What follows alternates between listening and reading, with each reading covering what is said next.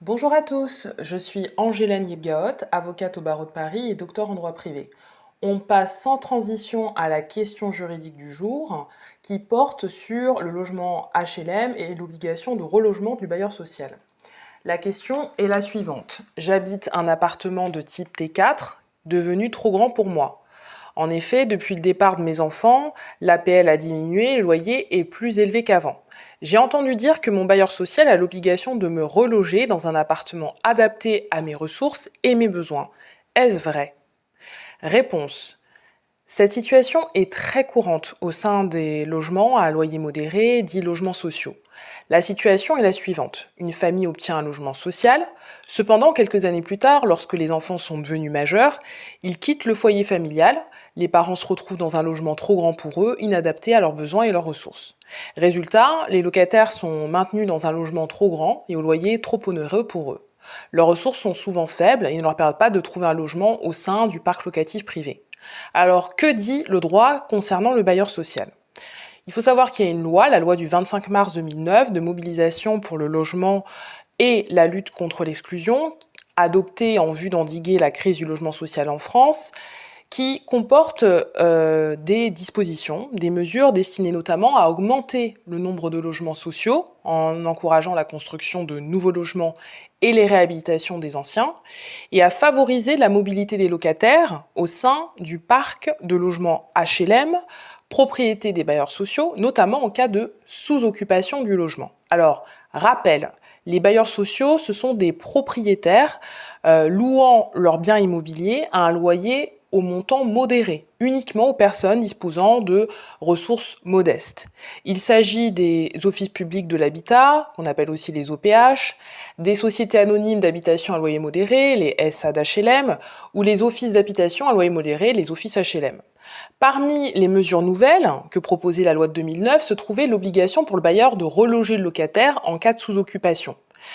Depuis lors, l'article L442-3-1 du Code de la construction et de l'habitation, modifié par plusieurs lois, dont la loi du 23 novembre 2018 sur l'évolution du logement, de l'aménagement et du numérique, qu'on appelle aussi la loi Elan, dispose que, en cas de sous-occupation du logement, tel que défini à l'article L621-2, le bailleur propose au locataire un nouveau logement correspondant à ses besoins, nonobstant les plafonds de ressources prévus à l'article L441-1.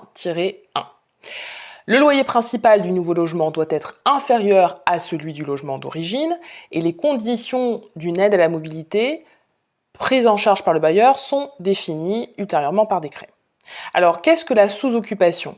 La sous-occupation, elle est définie, comme nous dit l'article, à l'article L621-2 du Code de la construction et de l'habitation, et elle se définit comme le fait de présenter un logement dont le nombre de pièces habitables, donc au sein de ce logement, est supérieur de plus d'un au nombre de personnes qui y résident à titre principal. Ainsi, si un logement est composé de 4 pièces et que 2 personnes y habitent, au titre de leur résidence principale, il s'agit d'une situation de sous-occupation.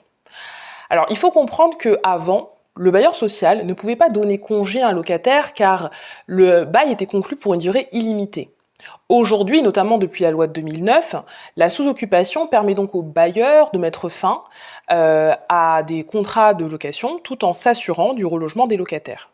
Donc en cas de sous-occupation, l'obligation de relogement du bailleur est limitée, puisqu'en fait le bailleur, au titre de cette obligation, doit formuler 3 offres, 3 propositions de relogement qui sont adaptées à la situation du locataire.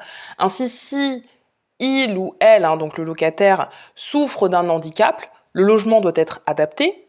Si cette personne habitait dans un périmètre géographique proche, par exemple, de sa famille, le logement proposé doit être situé dans le même secteur et d'une superficie suffisante pour accueillir, en tout cas, une partie de la famille. Donc le bailleur doit en outre prendre en compte les ressources du locataire.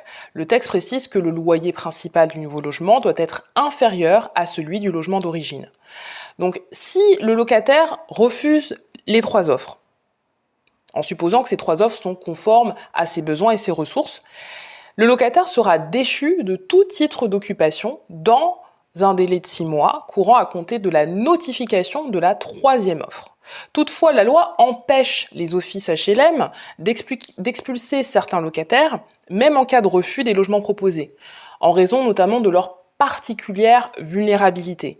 Ainsi, ont droit de se maintenir dans leur logement, même après 3 offres de relogement refusées, les personnes âgées de plus de 65 ans, les locataires handicapés ou ayant une personne handicapée à leur charge, les locataires présentant une perte d'autonomie physique ou psychique, et enfin les locataires dont le logement est situé dans les quartiers prioritaires de politique de la ville.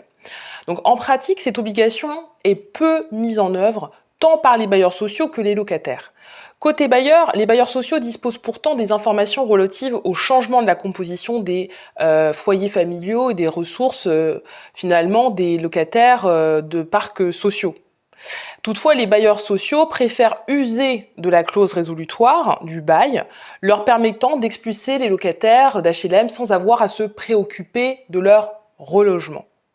Côté locataire, la plupart ignorent même l'existence de cette obligation du bailleur. Pourtant, il semble que la loi leur impose un rôle déclencheur, puisqu'ils devraient en fait notifier eux-mêmes un changement de leurs conditions de vie justifiant leur relogement. Bien que j'ai précisé que les bailleurs sociaux, effectivement, ont souvent ces informations concernant le changement de la composition des foyers familiaux, des ressources, puisqu'ils demandent une fiche d'actualisation justement des situations des locataires au sein de leurs parcs sociaux. Pour rappel, la Cour de cassation, qui est en fait la plus haute juridiction de l'ordre judiciaire, a pu préciser dans un arrêt rendu le 20 décembre 2018 que l'article L442-3-1 du Code de la construction de l'habitation met à la charge du bailleur social l'obligation de reloger et non la faculté de reloger son locataire. En l'espèce, la Cour précise que cet article n'étant applicable que dans les rapports entre bailleurs et locataires, un organisme d'HLM n'est pas tenu de proposer aux descendants d'un locataire décédé. Donc, elle explique bien que dans cette situation particulière, l'article n'est pas applicable parce que, en fait, les protagonistes concernés ne sont pas dans un rapport entre bailleurs et locataires. Mais elle retient bien que, en fait, si ça avait été le cas, l'organisme HLM aurait été tenu de proposer. Donc pour garantir une gestion fluide et sans erreur procédurale dans ce type de litige, il est vivement recommandé de faire appel à un avocat. Si vous avez besoin de conseils ou si vous souhaitez explorer de façon plus approfondie comment je peux vous accompagner dans vos démarches juridiques, je vous encourage à me contacter. Votre confiance m'est essentielle et je m'engage à vous offrir une assistance personnalisée qui répondra spécifiquement à vos besoins. Votre confiance est vraiment précieuse pour moi et je m'engage à vous fournir cette assistance adaptée à vos besoins. Donc, je me tiens à votre disposition pour vous apporter mon expertise. Alors n'hésitez pas également à vous abonner et à laisser des commentaires et à très bientôt pour une nouvelle QJJ.